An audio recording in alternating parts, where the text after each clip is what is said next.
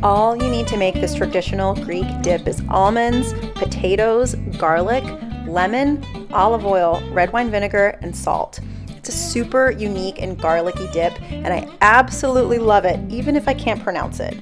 I say Skordalia, but real Greeks pronounce it very differently, and my mouth just doesn't make those sounds. Anyway, first you gotta boil the potatoes, whole, skin on. Then in the meantime, you're gonna blend together lots of garlic. This is a garlic dip, so don't be shy. Blend with almonds, olive oil, lemon juice, vinegar, and salt until it's nice and smooth.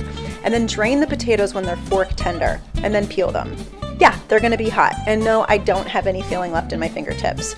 Then you need to mash them. Now, I like using a potato ricer for this because I have one and it rarely gets used, but also because it gets the potatoes nice and smooth. Now, you can use a fork or a potato masher. Just don't put them in the blender or they're gonna turn gummy. Next, you get to mix together that garlic mixture with the potatoes and then add in some hot potato water and mix it up until it reaches a really nice dippy consistency. Then you're gonna taste it for seasoning, drizzle with olive oil, and then dip until your little heart's content.